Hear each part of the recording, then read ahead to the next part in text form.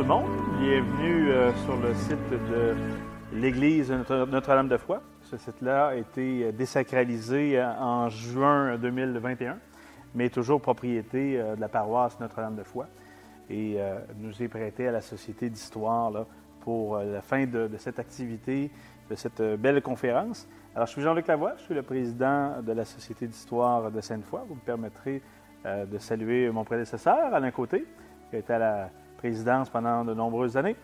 Notre secrétaire, M. Savard, M. Rallon, qui est administrateur nouvellement depuis l'Assemblée générale, alors qui est ici avec nous, et également là, Jean Mérette et Evelyne Bouchard, qui seront nos conférenciers de tout à l'heure.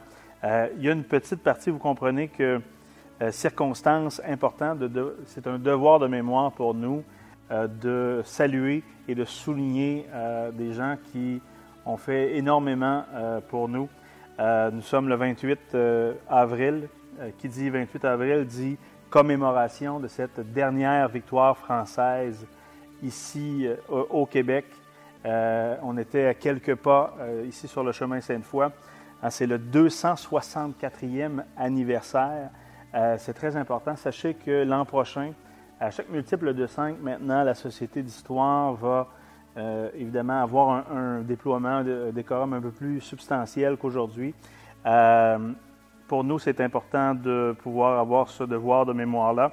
Comme vous le savez, la bataille de Sainte-Foy est un événement de la guerre de la conquête. Elle s'est déroulée le 28 avril 1760 sur le chemin Sainte-Foy, près de Québec, et a opposé l'armée française, dirigée alors par François de Lévis, à l'armée britannique, dirigée par le colonel James Murray. À la fin de 1759, Québec est contrôlé par l'armée britannique.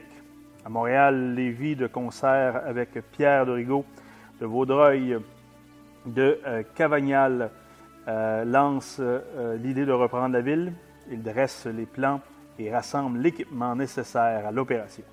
Dans le but d'aller en France, demander du renfort pour l'année suivante, les bateaux réussissent à passer devant Québec. Les demandes sont fixées à l'envoi de 7000 soldats, de provisions, de munitions et de pièces d'artillerie. Menée par Lévis, une armée de 7000 hommes se dirige vers Québec via Sainte-Foy.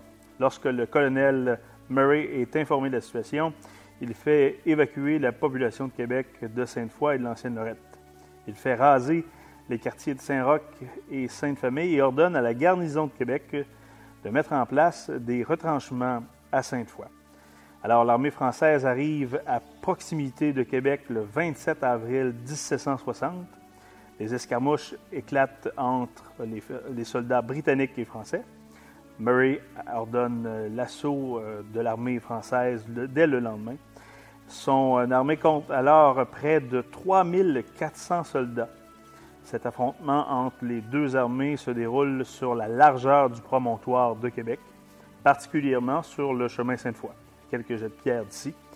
Le régiment de la Sarre affronte les 40e et 60e régiments britanniques au Moulin-du-Mont. Peu après, les Français gagnent du terrain et après 3 heures de combat, Murray ordonne finalement la retraite à ses troupes. Le bilan des pertes est significatif et même plus important que celui de la bataille des Plaines. 1104 victimes pour les Britanniques contre 833 pour les Français.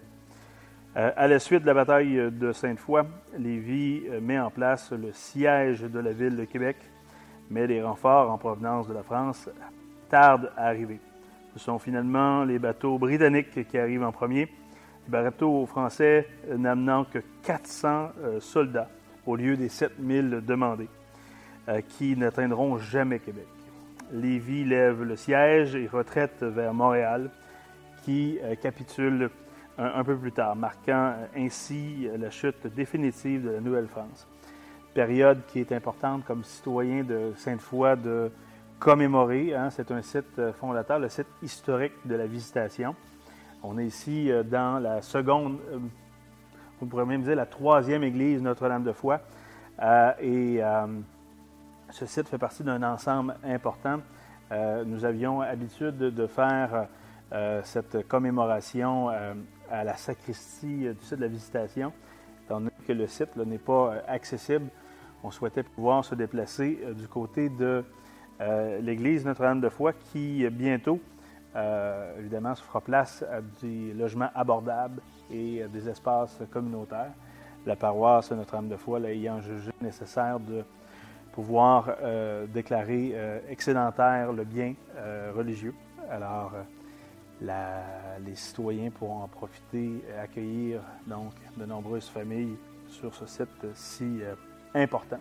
Alors, prenons une minute pour se remémorer celles et ceux qui se sont battus pour nous et se prendre un instant pour penser à tous ces gens qui ont perdu la vie le 28 avril.